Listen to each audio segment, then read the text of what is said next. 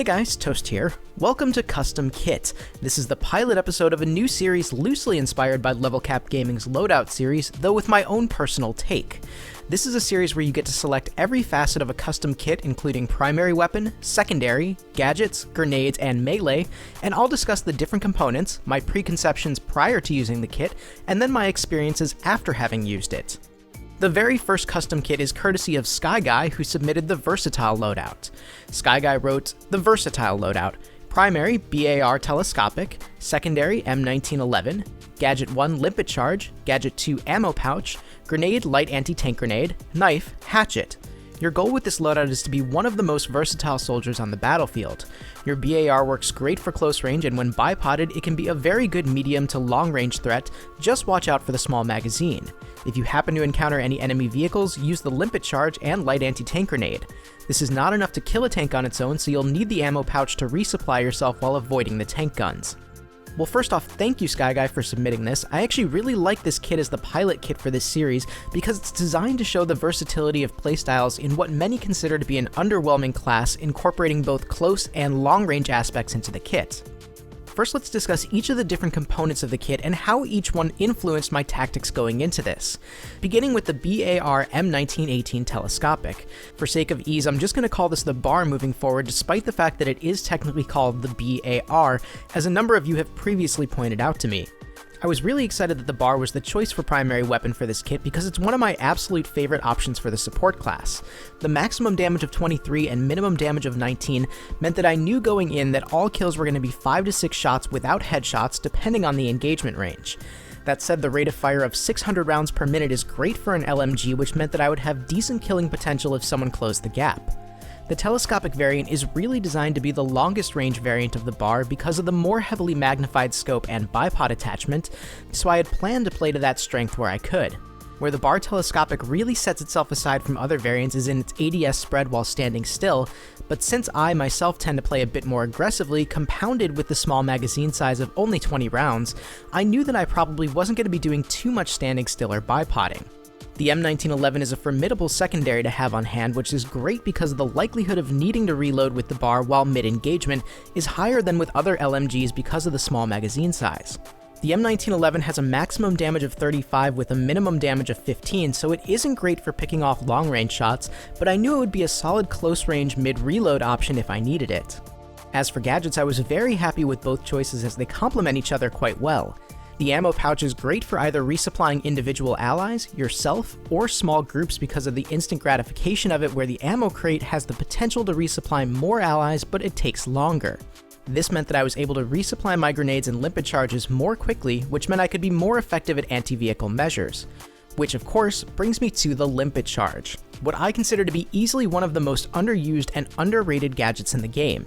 Many supports don't seem to realize this, but they have a powerhouse of an anti-vehicle gadget at their disposal. I knew that I would have the potential to bring down a good portion of land vehicles I may encounter with only a little bit of help if I was smart about it.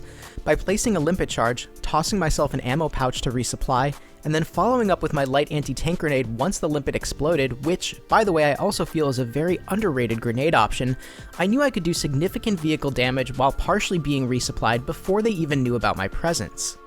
All in all, as the custom kit name suggested, I had a lot of versatility both as an anti-infantry and anti-vehicle soldier at my disposal, which was empowering knowing that I could take on most situations that would be thrown at me.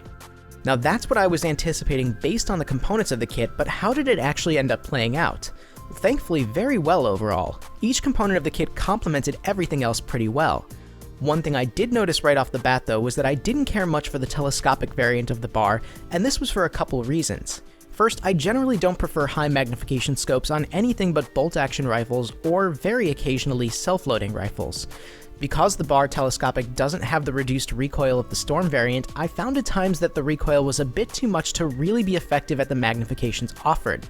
That is of course unless I was bipoded, but because of the small magazine size, it didn't really feel worthwhile to put myself in a vulnerable situation like that very often. I would have probably preferred the Storm variant overall, and probably even the Trench variant despite the same recoil severity. That said, I was planning on trying to keep my soldier-to-soldier engagements at more of a distance because of the scope, but found myself in far more close-range engagements than I had anticipated. I was actually pleasantly surprised at how well the BAR telescopic handled itself with hipfire, at times allowing me to keep up with even many assaults, and once I really started to notice this, I found myself no longer really trying to increase my engagement distances, and instead trying to get in close to make use of the strong hipfire. As expected, the M1911 ended up being a godsend at many times where I found myself in a situation where I needed to reload but was being pursued. The 35 maximum damage is really phenomenal when you're in a bind, and I also found myself hip-firing the M1911 quite a bit, which worked out surprisingly well. Now, I knew going in that I was going to be a formidable opponent to vehicles with the combination of limpet charges and light anti-tank grenades, but there were times where I felt nearly unstoppable with this duo. If you haven't spent time with the limpet charge, I very highly recommend that you do so. Light vehicles like armored cars don't even stand a chance against one limpet charge, and while you'll need more than one to take out most other vehicles, if you find a vehicle that's taken some damage already, you can very likely disable it with a single limpet charge, which is going to give you a little extra time to either resupply, or there's the potential that they might ditch the vehicle despite that being a very bad idea, where you can just take them out quickly. I also tend to lean toward the ammo crate more frequently than the pouch, although after having used the ammo pouch with this kit, I might start using it more frequently. The near instant resupply is very useful in a lot of situations. The range is really excellent if you're trying to get ammo to someone who isn't right next to you, and if you're running with a scout or an assault, they'll likely be your new best friend because of how quickly you can resupply flares, AT grenades, rockets, and mines. Now, I don't melee very often because I've become pretty conditioned over the years from playing shooters to shoot far more often than melee, but the animations from the hatchet are pretty brutal and satisfying.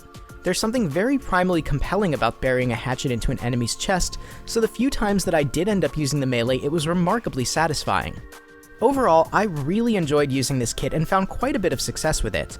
It was a combination vehicle killer and multi-range powerhouse, and really did what it set out to do by showing the versatility of the support class.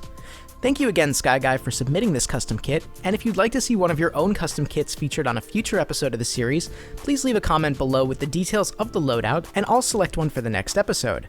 If you've submitted one on a previous video that didn't get picked, please know that they're still in the running, but always feel free to suggest a different one as well. If you see a kit in the comments that you think is interesting, please leave it a thumbs up. So what do you guys think about custom kit? Is it a series you'd like to see more of? Let me know in the comments. If you liked the video, please leave a like, and if you want to see more content, please subscribe. Thank you guys so much for watching. This is Toast, and I'll talk to you soon.